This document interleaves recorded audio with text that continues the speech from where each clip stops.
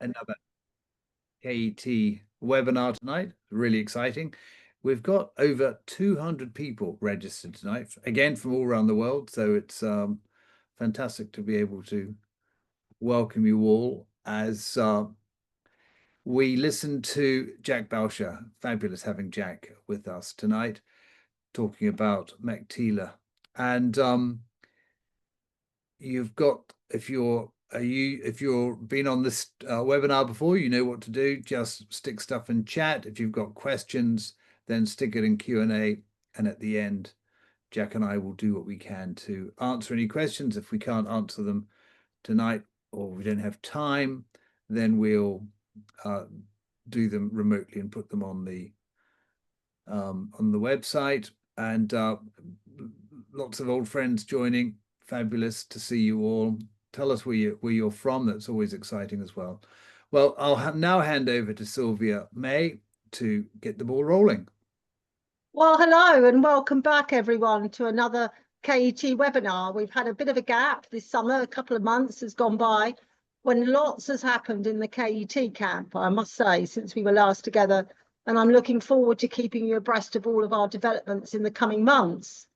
But tonight, it is my great pleasure to welcome Jack Bowsher, author and historian, who many of you probably know already from the Forgotten War podcasts hosted by both him and Rob. Tonight, Jack will be talking about his new book, Thunder Run, Meiktila, and will lead us through an even more under-acknowledged aspect of World War II. The reconquest of Burma 80 years ago that followed the major battles at Kohima, Imphal and in the Arakan is often taken for granted. It was termed just mopping up at the time. Yet that campaign was the culmination of the journey that the British and Indian Armies had gone through since December 1941. This campaign, especially around the Japanese supply hub at the town of Meiktila, should be the stuff of legend in our collective memory of the Second World War. And for the first hour, Jack, or for the next hour even, Jack will explain why. He's a military historian, as I already said, specialising in the Burma Campaign.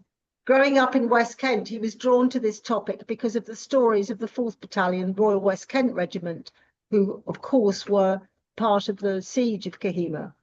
He is now the head of history in a secondary school in Hertfordshire and has written 2 books, Forgotten Armour, beautifully illustrated behind him, Tank Warfare in Burma, and tonight's subject and most recent publication, Thunder Run, Meiktila.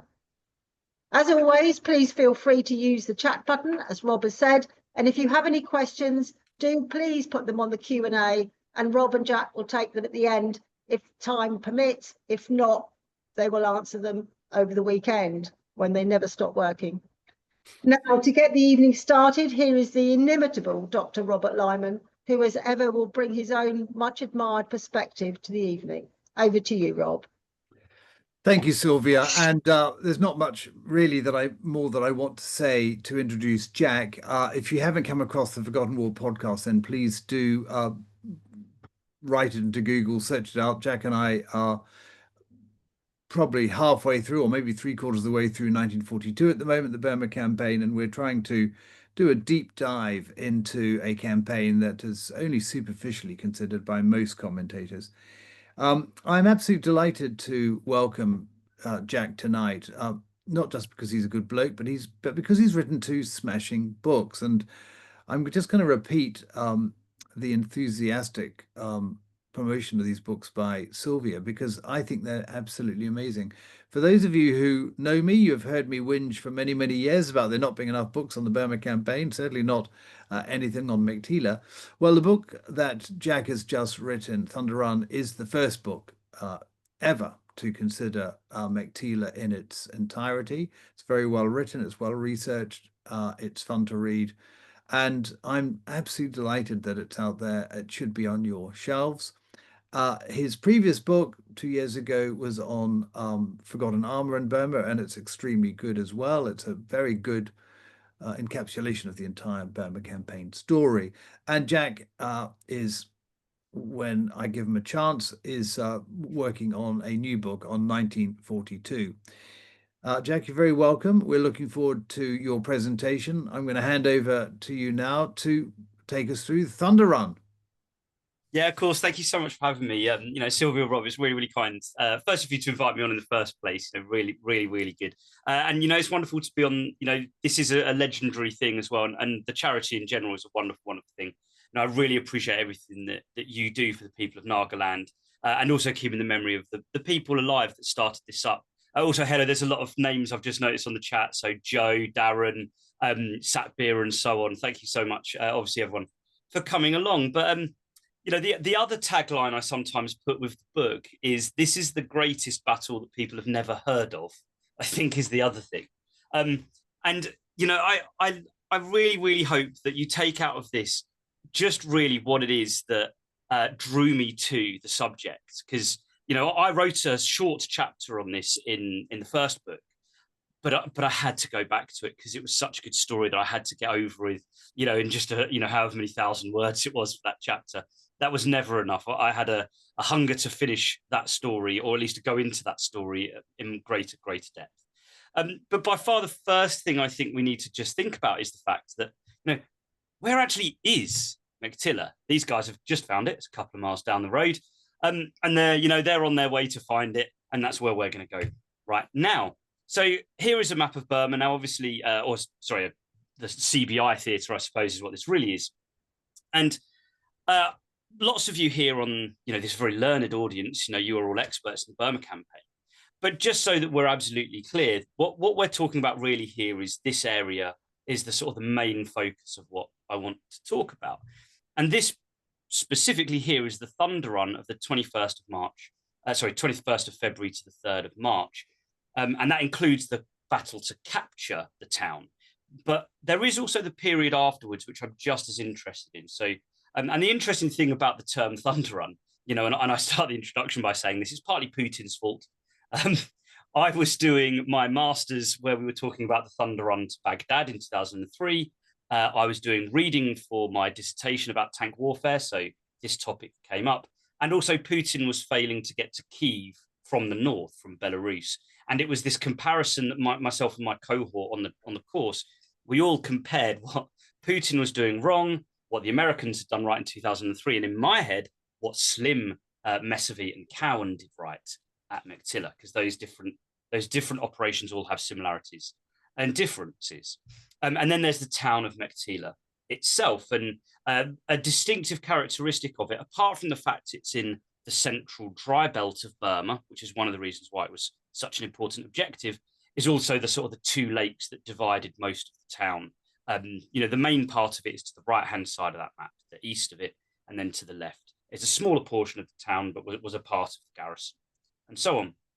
But anyway, that's enough of where the actual Thunder Run takes place and where Meiktila is in Burma. You would notice as well, it's about halfway between Imphal and Rangoon. Okay, so obviously an important point as well. But here are some of our key characters. Now we've got Haitaro Kimura, who's in charge of the Burma Area Army after the failures at Imphal and Kohima. He replaces the previous commander. And then his opposite number, Slim. They're at both the effectively the army level. Obviously, Haitaro Kimura is a Burma Area Army, although they are essentially the opposite numbers. Mazaki Honda and David Punch Cowan are ultimately the operational commanders actually at the town of Meiktila itself. And so these are the different characters that are facing off as we get into the story. Now, this presentation that I've got here is one that I could make a lot longer. So there are a few little bits that I'm going to skip over and move on. But, and again, you guys know a lot of the information, so I don't need to necessarily go over things too much. But let's quickly just remind ourselves exactly what Operation Capital actually is, and then extended capital. So you have the drive out of Imphal on the Tiddim Road. You also have the one that goes down the Kabul Valley.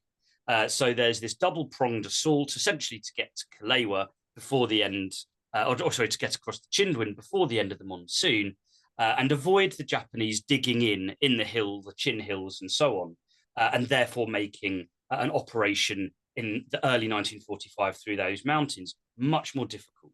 An interesting thing that happens in the period between Imphal and Kohima and then 1945, whilst the Japanese lose 53,000 casualties, so 30,000 killed, 23,000 wounded, They do take on another 30,000 reinforcements, mostly from China and also through Thailand.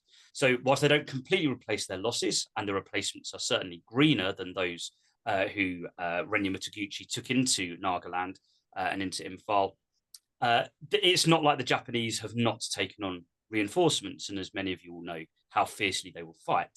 And so we have then in December 1944, once Kalewa has been reached, the famous Chindwin Bridge, the Grub Bridge, as the guys called it, the longest Bailey Bridge built at the time, although the Canadians annoyingly built a slightly longer one at Rees a couple of weeks later, about 3 weeks later. But we got there first, and getting a few Bailey bridges from Antwerp to the Rhine is pretty easy compared to getting one from Dimapur down to Kalewa and the mountains and jungles and so on. The idea of Operation Capital was then to go straight for Mandalay, which will end up happening, famously 19th Indian Division under one of my favourite commanders of the entire war. And Rob, I think you probably agree with me, Pete Rees. When we get onto him in a few series' time, we are going to have a lot of fun with the little Welshman, the Pocket Napoleon. But the problem with this plan in concept was effectively that Slim slightly misunderstands Kimura. And Kimura is someone who has had an education, or he's been to Europe, he's worked with the Weimar government, he was at the London conferences during the 1920s. And so he has a greater conception of how the Allies fight. So he takes the decision, instead of fighting on the Shwebo Plain to the northwest of the Irrawaddy, where Slim hopes to destroy him in a combined arms maneuver battle, Kimura doesn't sort of take that. Slim's assumption is because the Japanese have held grimly on tooth and nail through Kohima, through Imphal, through the Kabul Valley, down the Tiddim Road. They fought for every single inch as best they can, considering how exhausted they are after 1944. But Kimura doesn't do what Slim expects. So Kimura's withdrawal behind the Irrawaddy River not completely takes him by the surprise, but it just doesn't conform to what Slim had planned for.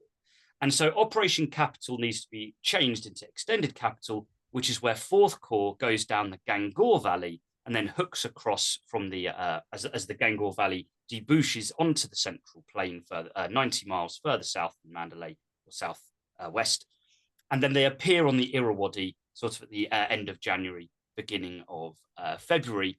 And then you get the famous crossing over. Now, there's a couple of people I'm going to sort of slightly skip over because of time, but I understand that a number of you would have known, for example, John Nunnally.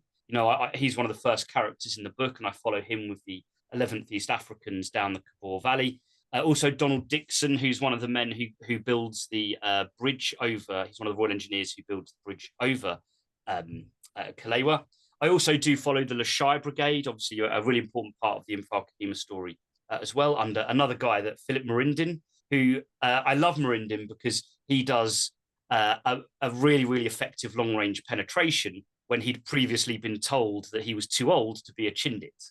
At the end of 1940 or beginning of 1943, he was too old for long-range penetration, and then does a fantastically successful, if maybe slightly slower than hoped, advance down the Gangor Valley. And he's the one that shields the advance of 4th Corps so that the Japanese don't get wind of just how big the juggernaut that is coming at them down that particular valley before jumping across.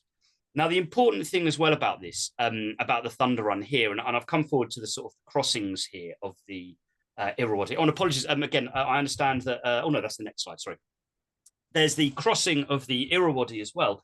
And I think a really important thing for me here is that this map doesn't include the 19th Indian Division. They're further north of Mandalay in January. But it's the dates here that fascinate me, because you have a crossing on the 12th of Feb. Then you have the 14th of Feb further down at the Meiktila end, the Nyonggu end. And then you have another one at the 24th.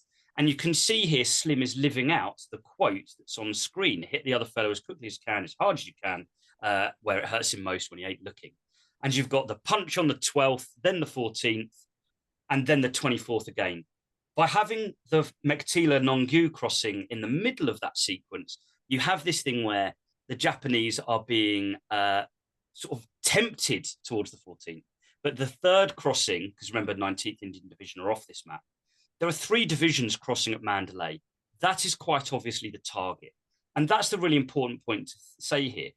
Slim doesn't want Kimura to withdraw further south again into the jungles of southern Burma, where so much was so difficult in 1942, for example.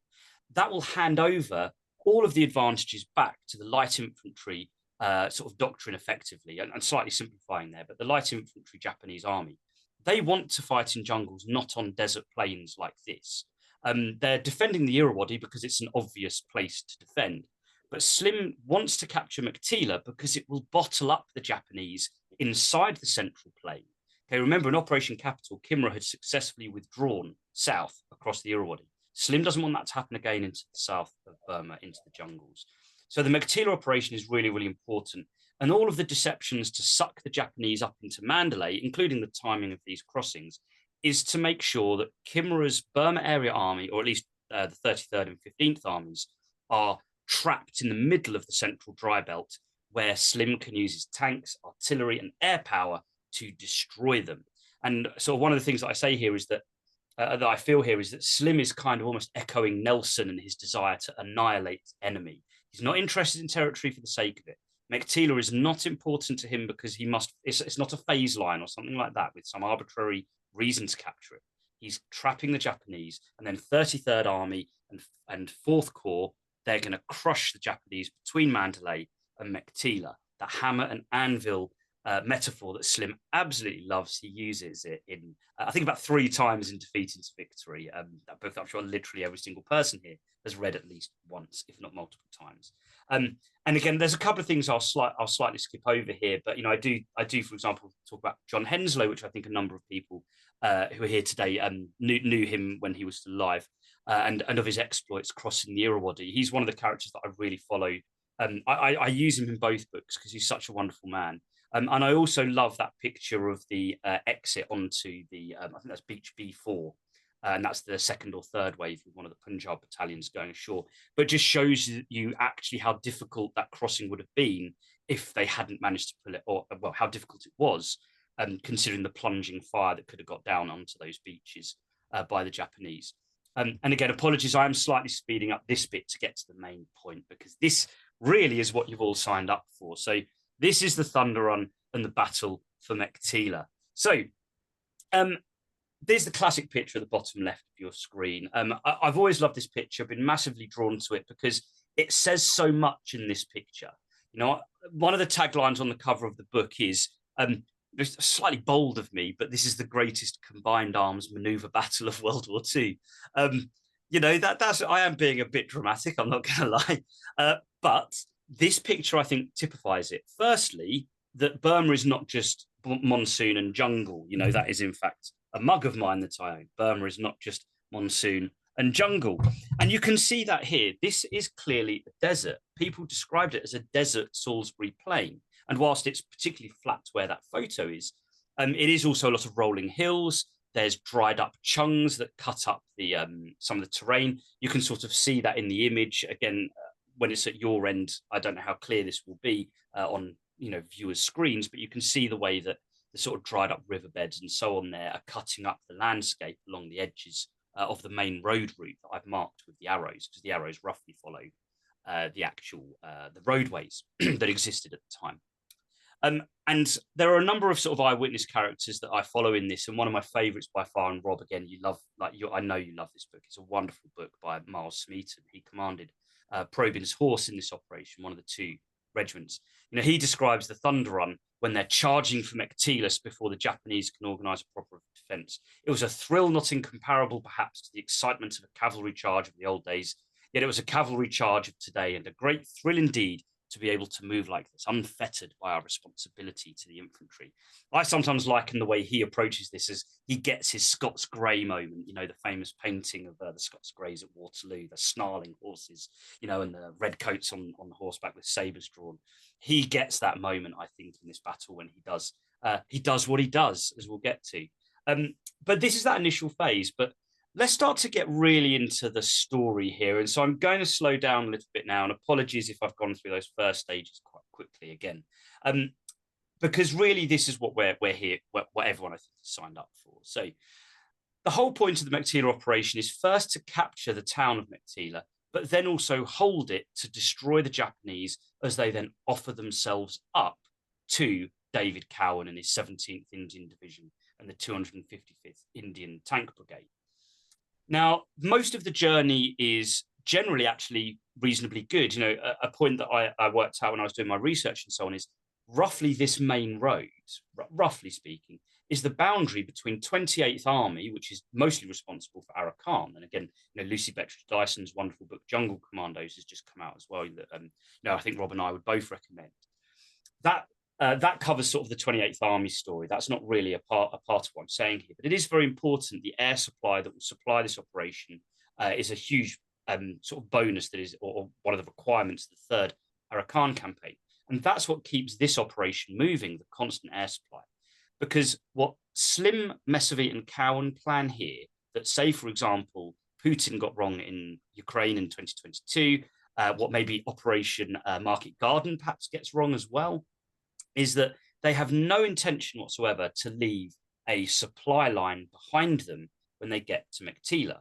Slim takes the lessons he learns from 1944, and even going right the way back to 1942. You know, Rob and I, we've talked quite recently about the fact that actually there's aerial resupply going on during the monsoon of 1942 to help refugees during the evacuation of Burma. And Slim is taking all these lessons of the previous 2 years, the Chindits as well, on how you supply this, and he applies all of that knowledge to an offensive operation. And so you sort of have to imagine in this phase, the 255th Indian Tank Brigade, 17th Indian Division, are like a little island of the Indian Army moving across this dry plain, and they're being dropped by parachute drops for the first part of it. When they capture Thebukhan airfield, what they're taking on more reinforcements. They take on another brigade of infantry. The 99th Infantry Brigade are airlifted forwards to them, as well as the supplies and so on before driving to Meiktila. They do have their first sharp battle, the really sharp battle, though, at a place called Oyin. And this is a map from the 255th Indian Tank Brigade. And then I went on to Google Earth and I sort of followed the route that they took along the sort of the current main roads. And it's remarkable how little it appears to have changed. You can see the Geel, the sort of the pond over to the right-hand side and so on. And what you find here, the reason why this is such an important battle to this story is the 255th Indian Tank Brigade in particular had been held back from the Imphal Kohima battles. Slim wanted to unleash them in 1945 without having, you know, their tanks, their new Sherman tanks, having had to fight through the mountains and so on. He leaves that to people like the 3rd Carabiniers in their sort of older Lee tanks. There's new Shermans of 255th, and this picture is the 116th Royal Armoured Corps, although in fairness, they're not at Oyin, unfortunately. They're back at Nyonggu, helping the 7th Indian Division. But what you see here is the defences that the tanks have made because they've been told about Japanese suicide attacks. And at Oyin, this is where they get their blooding, or they are bloodied by this, because for the first time they witness what a Japanese attack on a tank is really like. And it has increased in intensity because, you know, a distinction I've made is that the Japanese previous to this have not been suicidal. A Japanese tank hunter in the infantry might survive, and if possible should survive, because they've been trained to hunt tanks. However, at Oyin, it is very clear that the Japanese soldiers attacking these tanks are not intended to survive. You know, Miles Smeaton mentions that, you know, something like 2/3 of the Japanese they kill in this particular battle, it's just a couple of companies of Japanese, you know, so about maybe 200 or so, give or take, of the Japanese that they kill during this battle. Most of them are out of their foxholes and are armed in some way with a suicide weapon, things like boxes of picric acid and explosive. And eyewitnesses talk about that they would run with this little box of acid, this explosive chemical. They charge with it like a rugby ball, and they're weaving between so infantry soldiers that are not quite looking the right way when they jump out from cover, and diving underneath the tanks and blowing them up. And, you know, the drivers take a lot of casualties because that's the side they seem to jump under. You know, trying to sort of insert the boxes in between the track links and things like that. Really, really grim stuff, you know, proper street fight. And it centers on the Geel, the pond with its raised banks. And again, it's real hand-to-hand stuff, trying to clear the Japanese through basher by basher. You know, the whole village is burning after, you know, the first sort of 20 minutes or so. It's, you know, smoke is everywhere and it's cloying and difficult. But it's kind of the beginning really here of the Indian Tank Brigade in particular, who are green, pushing through and learning their trade. The 17th Indian Division, though, they are the old sweats. They've been going since February 1942, January, February 1942. Anyway, they move on from Oyen and then they surround the town of Meiktila. And this is really the point where it really becomes Cowan's battle first and foremost. It's his operation from this point on. And the plan is to surround Meiktila from as many sides as they can. They want to capture the airfield, very, very important for resupply and also casualty evacuation. And then they attack it from multiple sides. The tanks take the longest route, and then the infantry come in from the other sides. And it becomes this really, really grim street fight. And so the battle itself is the 28th of February to the 3rd of March. It's only 4 days, very, very short battle. And again, here I've got sort of the map for you to show you it. And so you have the 48th Indian Brigade coming from the top of this map down the banks of the Meiktila Lake. If you look very carefully on there, if you look on that northern lake, one of the sort of the central boxes to the left of the rifle range, you'll see there's a triangle, looks a bit like a traffic cone. That is probably, based on Slim's description, the pagoda he watches the 48th Infantry Brigade as they approach down. However, it could also be the one further south. There's another smaller one in the next square down. It's one or the other. He describes being by the lake, which has slightly confused me between the two. It's one of those two, and then there's fighting at the Dak Bungalow, DB, there as well.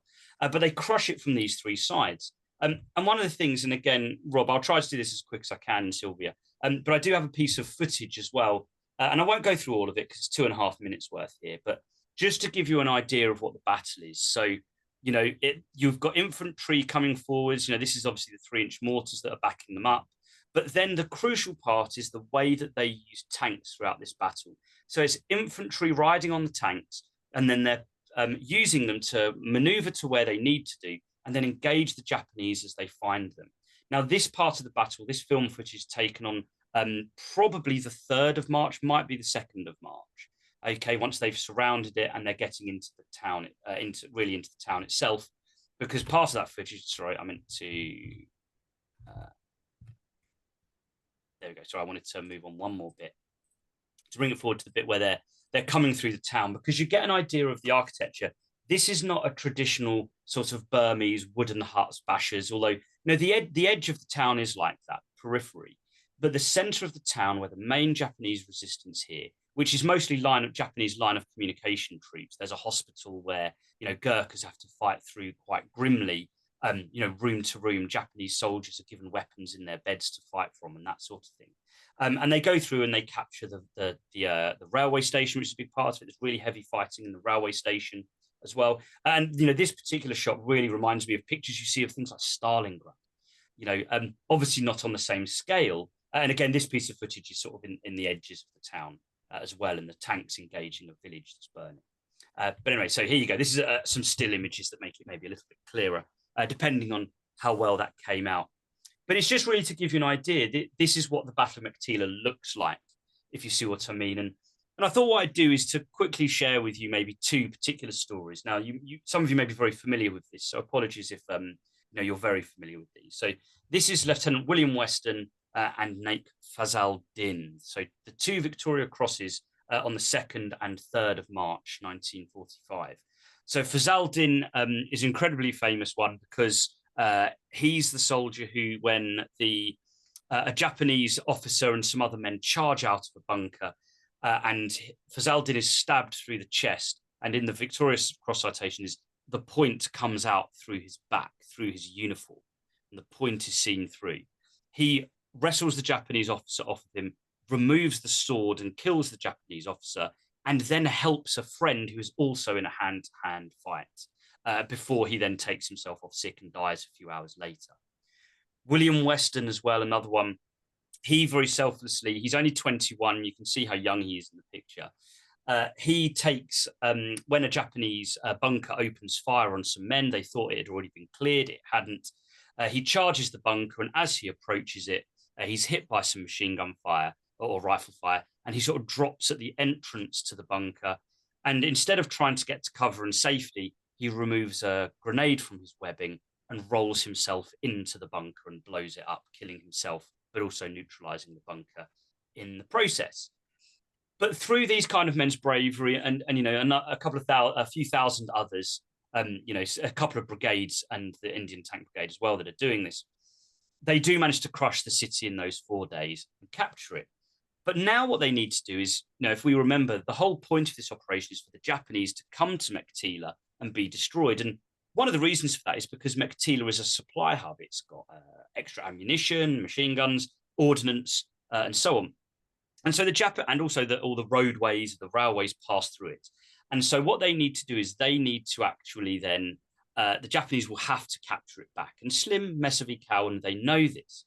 And so they need to know where the Japanese are when they come. And that brings me to, again, I won't say too much about him, but this guy, Donald Maitland, and again, those of you that might know your 1970s political history, he was the ambassador to the United Nations for Britain. He worked with Ted Heath in Downing Street as well as part of his team in the civil service. But he was an intelligence officer with the 17th Indian Division as well. I don't have a picture of him as a younger man, but he is interviewing local Burmese people who, remember, these are Burma nationals in this part of Burma, who have now effectively switched sides. And he's on the tail of people like, I've forgotten the name of him, Aung San. He's on the tail of Subhash Chandra Bose as well. There's intelligence about where they are. And he's trying to find these people. And he's also slightly involved in the crossover that Aung San does over to the British when he leaves Rangoon and changes sides as well. But he's kind of one of the people working out where the Japanese are for the next phase of the battle. And this is when the Japanese now are sending reinforcements to Meiktila. So Kasuya's favorite division, he says it himself after the war, before he's executed at the Tokyo trials, that the 18th Division, whilst it had been battered through 1944, he sends it here because he thinks it's his best division. And also the 49th Division, which is inexperienced, green, it's in Rangoon in reserve. And so the 18th and the 49th Divisions are going to crush Meiktila if Kasuya and Kimura and then Honda get their way. Now, Slim and Cowan's defense in particular is complete, and this is where my thing about the combined arms battle and maneuver battle comes in. This really is all about how Cowan uses his mechanized infantry, his tanks, his self-propelled artillery, and his air power. So, RAF officers in visual control post jeeps charging around, and all of these groups, or this group, a squadron of tanks, battalion of infantry, troop of self-propelled guns, and a RAF jeep. They're charging in sort of all the different directions for the following sort of 2-3 weeks, going to the different villages to find and destroy the Japanese. Either Maitland has identified them, aerial reconnaissance has found them, armored car patrols, foot patrols, whatever. And then they destroy the Japanese before they get a chance to actually organize and concentrate for a concerted single strike on Meiktila. And for the first 2 weeks of March, the siege of Meiktila, this all goes rather swimmingly. It then gets a little bit tense in the second half of March, the final 2 weeks of March, which we'll come to in a few minutes. The thing that the Japanese do, though, that is if they'd coordinated better in the first 2 weeks, could have had a much bigger impact. But Kasuya, I keep saying the guy that defended Meiktila when I mean Kimura assigns 15th Army's own artillery, their siege artillery. So a couple of 150mm howitzers, 105mm howitzers, all of their 75mm howitzers, and all of the anti-tank guns and so on. They are sent up into the large blue area by a place called Mindorgan Lake. And the Japanese have trained very well. And again, if those of you have read about things like the Battle of the Admin Box, if you've also read things like the Japanese use of artillery in Imphal, Kohima, they are very adept at moving it and camouflaging it. And the Japanese use in that blue area there, all of the cutting gullies that I mentioned earlier, the dried up riverbeds and so on, the sort of the scrubby jungle, because it's not really jungle, it's sort of scrubby bush really. They use this very, very cleverly to conceal and maneuver their artillery constantly. And so throughout this period, Cowan is desperately trying to hunt down and destroy as much of this artillery as possible in that area, but he also has to destroy the Japanese as they arrive in the other different blue shaded areas as well, because they're going to places like Nyon Bintha, which is to the south of the airfield. It can put pressure on the airfield on there. You've got the road up to Mandalay in the top right-hand corner, the road to the left towards a place called Ma Lang. That's obviously, that would be the connection back to the Irrawaddy and the rest of Four Corps. The Japanese think that they must be trying to get supplies that way, so we're going to occupy that. And further south, sort of guarding the road to Rangoon. And the Japanese never quite coordinate. The 18th Division, 49th Division, neither of them have good enough radios. Some radios are being rerouted through 15th Army and so on.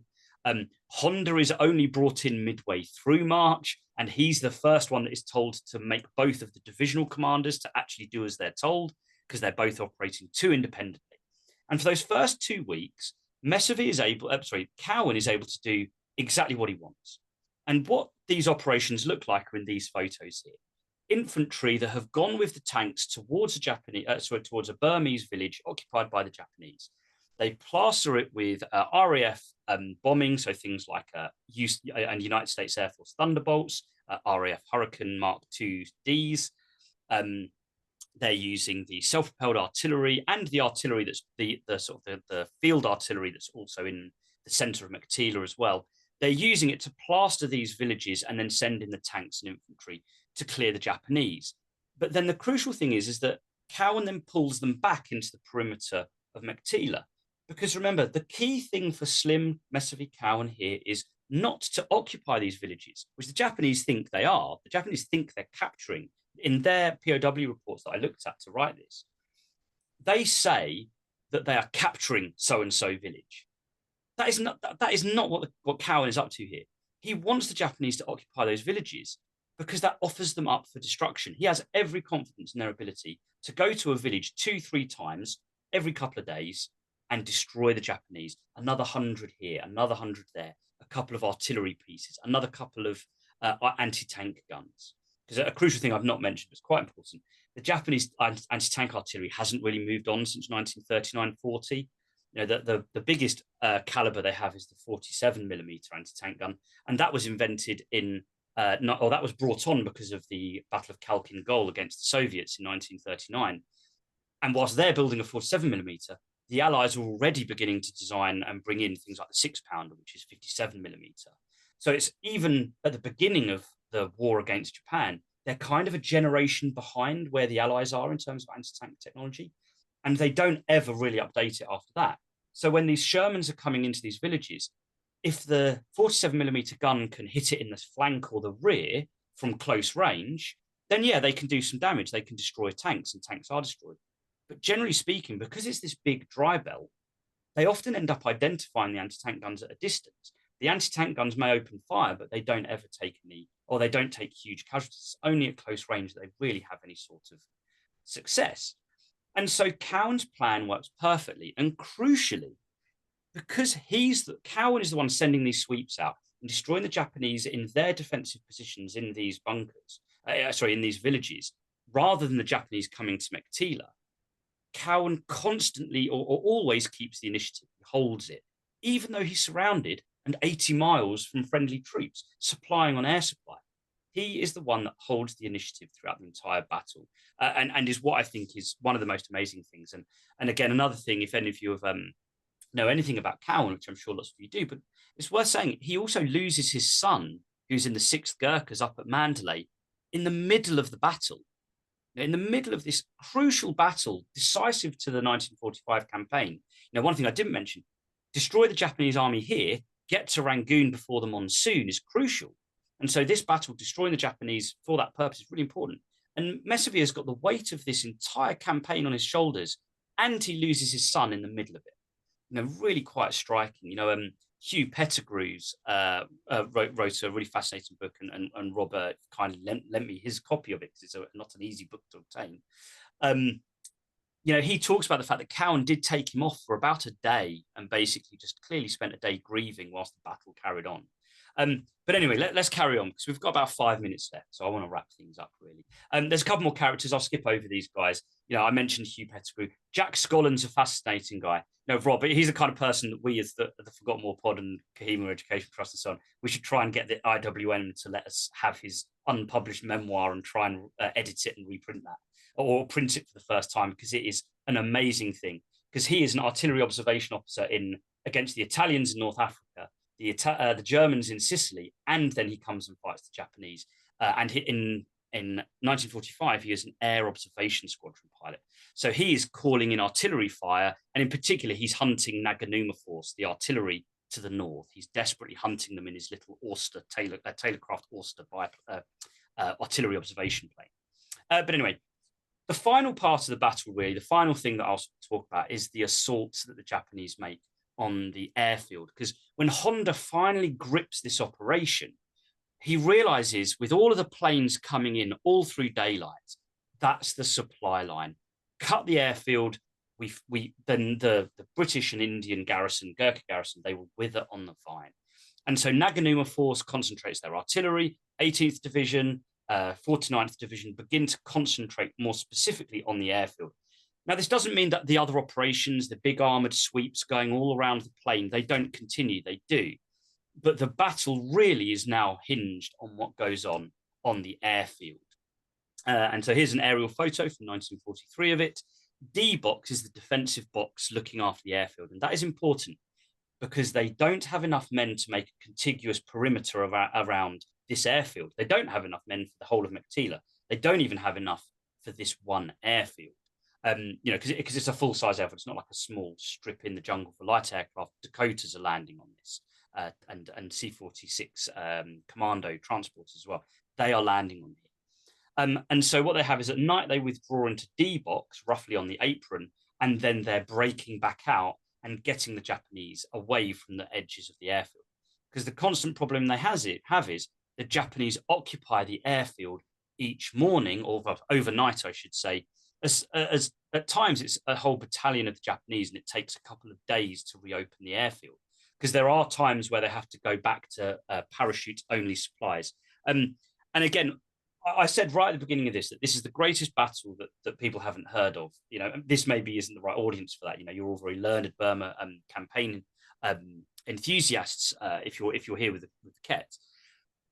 But the RAF are one of those people that really don't forget Meiktila, because this is the RAF regiment coming into maturity, obviously invented after how they felt being abandoned at Crete in 1941.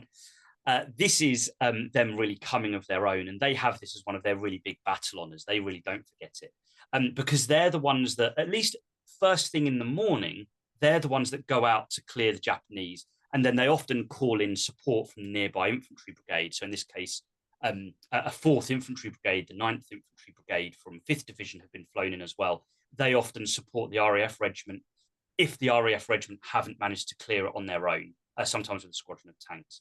And they're led by this guy at the bottom right with, Lieutenant Wing Commander Bill Lander, who has the most wonderful moustache, the typical RAF moustache. He couldn't look more Biggles if he tried.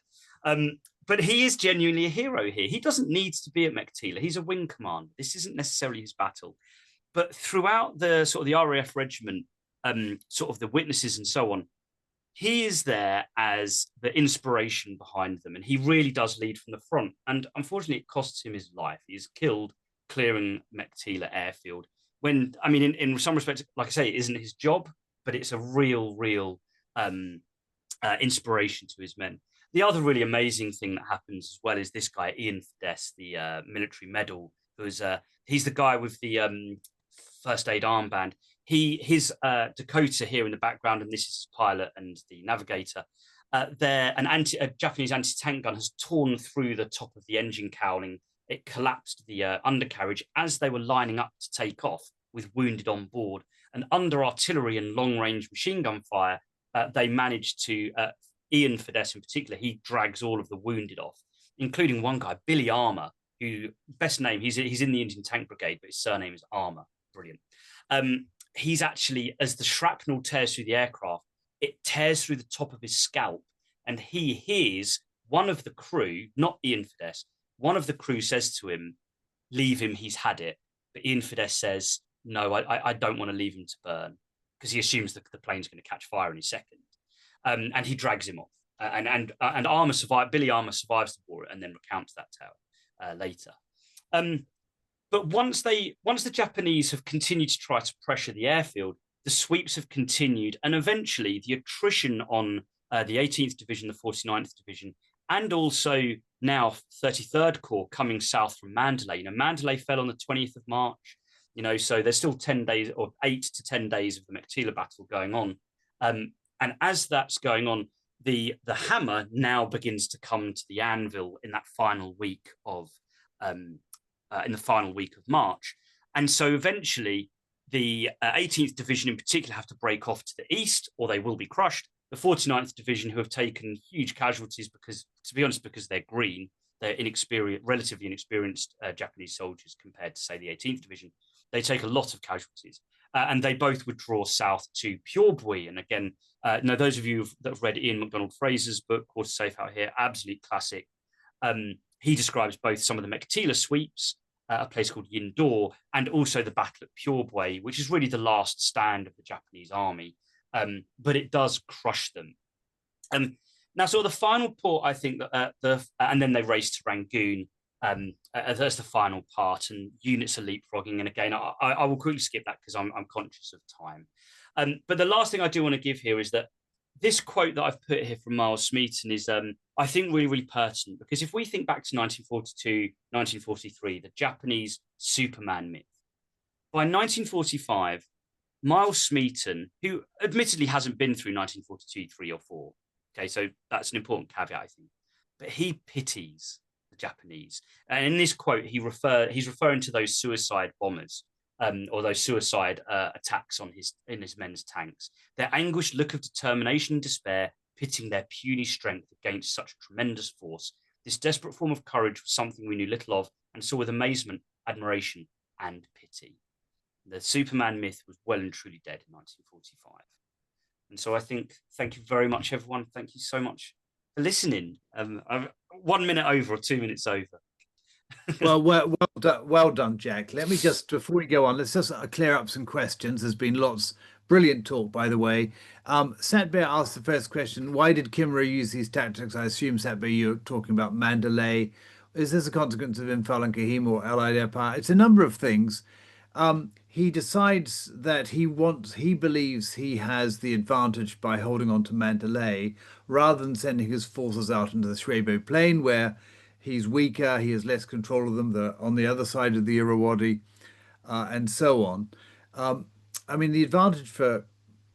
I've got to say, one thing I think as well that's important to that is Mandalay is the obvious target anyway. It's probably the only place most Brits have heard of, you know, the road to Mandalay and so on, cut Kipling's poem and so on. And I think there's also an element of that. It's such an obvious target. That's another reason as well. The second question is, were the infantry mechanized? No, they weren't. In fact, in the Imphal battles, they recognized that not the Indian, but certainly the British divisions had too many trucks. And if you have too many trucks, you have too many troops looking after them. So they reduced the number of trucks in the divisions by 1,400, extraordinary. And that meant that the troops were then, they had to be transported by air and or transport on the back of tanks, which is a good thing. So, or go on Shank's pony, and there's a lot of walking on the route up to Thebuk, and there's a lot of troops having to march. I mean, there are lorries as well, because some of them talk about it, because they do have the way, because they take things like, the 5th Indian Division's, 17th Indian Division nick lorries off the 5th Indian Division, off of the 11th East African Division, and so on, to try and give them some sort of wheeled transport to get them there. Motorised, maybe I should have said, rather than mechanised. Here's a question for you from Christopher Watts. Remind me, please, what was the point exactly of taking Meiktila? Could 14th Army not have bypassed it to head for Rangoon and sync with Operation Dracula? Or was it a case of not wanting Japs in pockets in the rear? So the big thing about that is, remember, Slim wants to destroy as much of Kimura's army as possible on that central dry belt, where Meiktila is right in the middle. But also, because of the Mandalay deception, Kimura keeps most of his forces at Mandalay. Meiktila then kind of shuts them inside the actual central dry belt, because Slim doesn't want them to withdraw back into the jungles of southern Burma, because that will give all the advantages back to the Japanese infantry and take it away from the tanks and the artillery, the tanks in particular, which really is my argument really in both my books is that's the trump card that Slim has in 1945, because the Japanese have so little way of defeating them. So Meiktila is there like a mixture of a honeypot and also the trap at the bottom, so that they keep the Japanese in place, fixing them, and then destroy them. Meiktila has the added bonus that because it's also where all the supplies come in and then fan back out to the fronts for most of the Japanese army, the Burma Area Army, it means that they have to take it back. If they don't take it back, then the troops north of them would wither themselves. Yeah. Just remember, Christopher, the whole point here was that Slim wanted to destroy Kimura's army, not capture ground. And Meiktila destroyed Kimura's army in Mandalay. And it was after Meiktila, the entire Burma Area Army was dysfunctional. It couldn't fight again as a single organism. Collapses. Ross Cable asked a great question: were the tanks largely fueled by air? After Meiktila, absolutely. It's quite an extraordinary story. Most of the equipment and supplies sent forward by air was fuel, in fact. Sat Bear, gosh, you're busy asking lots of questions tonight. If Cowan was sending out these sweeps, is there any data about the close command and control? How did he keep control of the sweeps and recover sweeps? Yeah, there's quite a bit, actually, isn't there? Yeah, I mean, the thing that we have to remember is there is a very sophisticated radio net amongst all of these different units. And they're using intelligence from the previous evening to then plan what they're going to be doing to then go out to the different places. But there is also the fact that the commander on the ground, whoever's commanding so-and-so sweep, and some of these sweep go out for 2 or 3 days. Again, if those of you have read Quartered Safe Out Here, they're at Yindor for 3 days, and they're, and again, there's the brilliant character Long John Petty striding about telling everyone what to do during a night attack on their temporary box, 20 miles south of Meiktila. It's really, really amazing stuff. So there's the element of, there's a very sophisticated radio net, pre-planning of the next day's operations, but then also just the fact that the men are allowed to get on with it.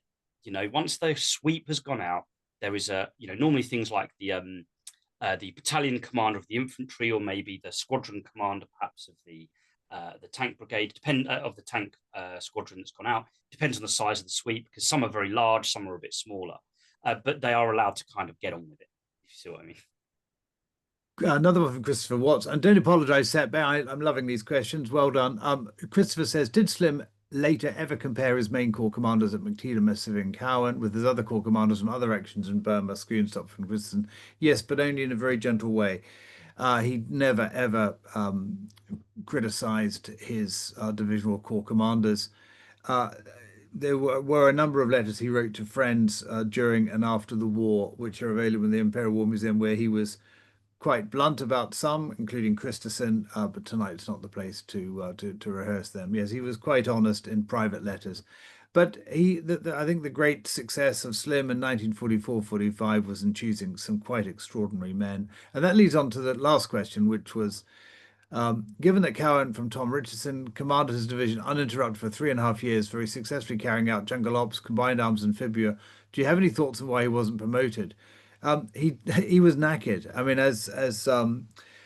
as Jack says, he was a psychiatric casualty, frankly, of the war. He'd been fighting ever since the Japanese invasion in January 1942, had taken over command of the 17th Indian at the Satang Bridge, and had fought non-stop. It was the only division that had fought non-stop from the beginning, and he didn't want it, frankly. Although he is earmarked to command the Commonwealth He Corps, is, that's true. for Operation during Operation Downfall, the sort of second part of it when the Commonwealth. Do you know, I did a bit of research about that recently. It is really fascinating because the Americans were going to have a British, Australian, and Canadian division go to America, be completely re-equipped and trained in American doctrine, American equipment, weapons, and so on before then going out. None of the 3 divisions earmarked had faced the Japanese. None at all. And I think that could have been that has disaster written all over it, Mike. It has disaster written all over it. It was because the British forced the idea on the Americans. The American invasion of Japan was not going to initially include anyone from the British Commonwealth. Right, that's enough from me. It's probably enough from you, Jack, as well. We'll hand now back over to Sylvia. Never enough from either of you, but thank you. And thank you, Jack. It was a brilliant talk. You'll see all the chat that's come in. Everybody's really, really enjoyed it. And I've thought the maps and the the coverage that you've got there. And I have to say, I worked for the publisher when we published Quartered Safe out here, and it was one of my favourite moments. I think Christopher McLehose was the publisher. Mel will correct me, I'm sure. But yeah, what a great book. If you haven't read it, anyone out there, it's one to read. But just to remind you, as again, you can't plug a book too much, Thunder Run is available to buy at the KET store. Obviously, other bookshops do exist. And if anyone hasn't picked up on the Forgotten War podcast, do. It's brilliant, apart from one I was on when I had a coughing fit. But you're wonderful, Sylvia. You're a wonderful guest. Don't be silly. It's a great podcast, and you must tune into it. A bit of news from us here at KET. As I've already said, we've had a very busy summer since the last webinar, and looking forward to an even busier autumn. We've had some developments in progress, which I have to say are very exciting. And in the next couple of months, I hope we will have this news to impart to you. So do watch this space. Last weekend, we were at the National Army Museum, which launched its Burma and Beyond exhibition. They were kind and invited us at KET to have a stand there. And the day was filled with excellent talks, culminating with another brilliant talk from Rob. I won't name everybody else, but Lucy also gave a great talk. And I believe that Nam recorded it all. So hopefully those of you who could not be there will be able to watch it all online. The exhibition's going to be available to visit until March next year, I think, Rob. It's over for 6 months. Yeah. Meanwhile, our first bursary student graduated from Cardiff University and is 2 months into working as a junior doctor.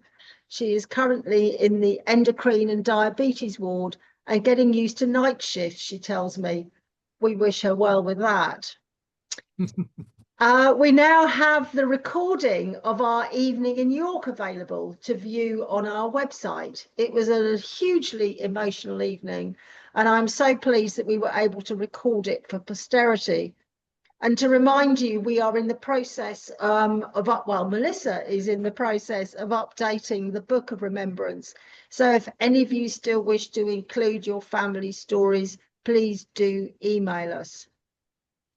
And never too early to think about Christmas, I say. And we have a lot of beautiful Naga items for sale, as well as a wide range of books, including Jack's Thunder Run. Can't plug it enough. We also have a large selection of second-hand books, which have been donated to us over the years and well worth looking at.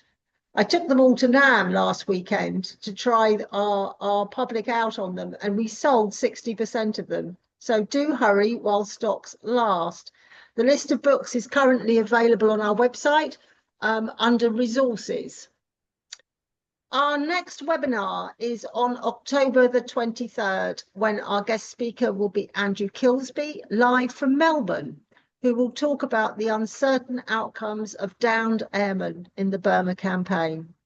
But until then, thank you so much for joining us tonight, and we look forward to seeing you next time. From all of us here, good night. Good night. Good night. Thank you, everyone.